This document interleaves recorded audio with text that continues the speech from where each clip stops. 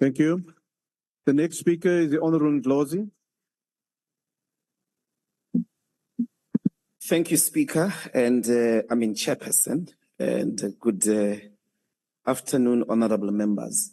Morning. We perhaps, as a point of departure, must guarantee the people of South Africa that we know of the racist idioms that have sometimes informed white supremacists to think that there is a relationship between polish and the skin pigmentation in the history of South Africa. We're not going to accept those racist practices in these chambers where blood was spilled to confront centuries of racial exclusion and abuse against Black people. This budget, Chairperson, takes place within a broader context of no confidence in the police. The people of Jukulane, the people of Nanda, the people of Delft live under constant fear of well-known criminal gangs, well-known individuals that are doing despicable acts of violence.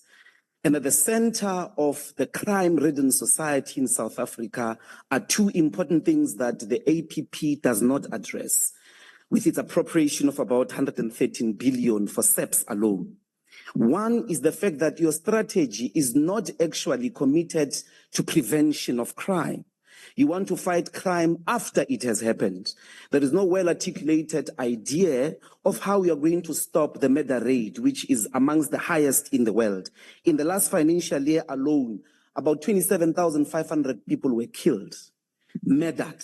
If you want to understand the dramatic effects of that, in Gaza, there is an ongoing genocide with military bombardment of buildings and people. In the same period, so to speak, since the war started, 38,000 people were casualties, 27,500 in South Africa under so-called peace conditions. In Gaza, where there is a war and genocide, 38,000. You have lost the war against crime. Of the top 30 police stations, if you look at them over the last 20 years, they repeat themselves. You know where murder is taking place. So it means you need a preventative strategy. All those police stations are known coming from only 4 provinces, KwaZulu-Natal, Gauteng, Eastern Cape, and the Western Cape. There is no strategy here to address that. Same as rape and gender-based violence. Over 42,000 rapes in the last financial year alone. The police stations are the same. The top police stations are well-known police stations, Sishio, Umlazi, Delft. You know where these activities are taking place. They are related to shebins. They are related to places that are not safe in the streets, in the parks. Your deployment of the budget, your deployment of personnel should be preventative of these crimes. There is kidnapping on the rise. Even members of parliament in this chamber these days get kidnapped. Gangs and drugs, all the drug lords or the drug dealers are known. Only the police claim ignorance.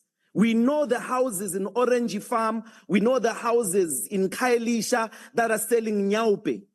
Only the police don't know. Only the police claim ignorance. The gangsters are embedded with the police.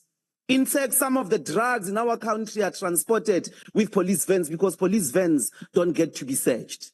And that's another key problem of the failure of crime in this country, is the embeddedness of the police service. There is no strategy in here to disarticulate police up to the top generals that are working with criminals, that are working with drug lords, that are on the payrolls of drug lords.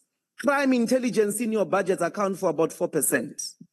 You know why? Because you're not planning to prevent crime. There should be an increase in relation to the crime intelligence budget, because you need to produce intelligence products, predict crime, and be able to combat it, including GBV.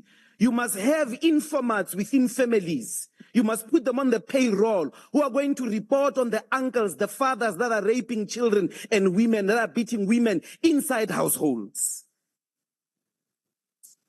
There are a lot of feared and known families in this country. Police fear them. Politicians don't talk about them. They are known, and some of them run assassination networks. A criminal can leave a maximum security prison in South Africa, go kill somebody, be paid, and go back to prison. There is no strategy in this APP to speak to that. The embeddedness of the correctional service, the SAPS, crime intelligence in the criminal activities in this country. The reason why we've got the dramatic levels of crime is because the police themselves are part of the criminals. In Johannesburg, we are in control of GMPD. The SEPs don't support the work of GMPD. If you get a person now with drugs, you hand them over to those dilapidated police stations of yours. You meet them on the other street, the same people. When you go ask them, we've just handed you criminals with drugs on their hands, you find that now it's baking powder. Because the police stations of South Africa under your watch are embedded in criminal activities. We can't support this budget. You have failed, and you are still going to fail because you are not planning to prevent crime, number one. Number two, the entire police force needs to be disarticulated from being embedded with criminals. We can't support this budget, and we call on our people to reject it. Thank you very much. Thank you, Honourable Member.